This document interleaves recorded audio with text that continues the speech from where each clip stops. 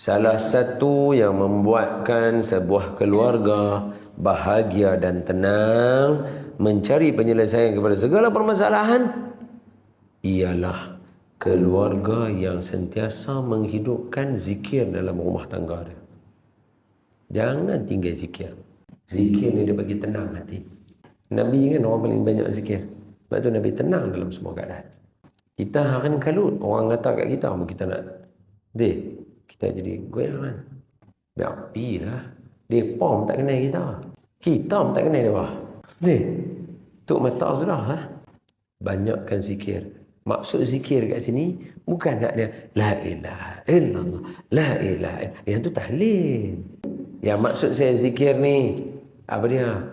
Dalam rumah tangga sentiasa remind each other. Ni sunnah Nabi. Ini Allah sayang. Ini Allah suruh. Ini Nabi suka. Yang tu sebut dalam keluarga. Perintahkan anak-anak dengan sertakan apa yang Rasulullah kata. Mari jom kita semua semayang berjemaah sekali.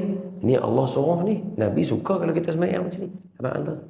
Biar hidup Allah dengan Rasul dalam rumah kita. Khusyuk tak khusyuk serta lain.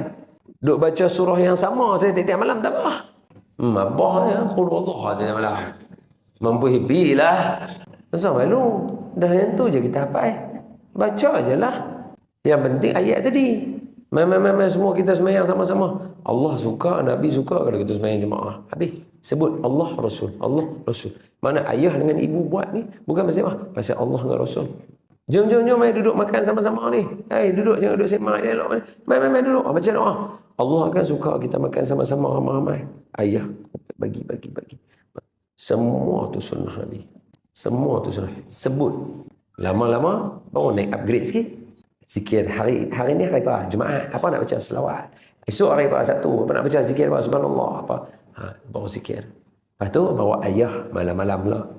Subhanallah, subhanallah, subhanallah, subhanallah, subhanallah bihamdihi, subhanallah azim, astaghfirullah, subhanallah bihamdihi, subhanallah azim, astaghfirullah. Baru ayah pula upgrade sikit.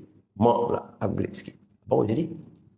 Ini langsung tak mau sebut Allah Rasulullah, tak ada langsung dalam rumah. Dia antara zikir yang kuat dalam rumah tangga adalah azan. Masuk rumah jangan lupa bagi salam. Lepas bagi salam baca qul wallah 3 kali. Ni Habib besar ni, jangan tinggal ni.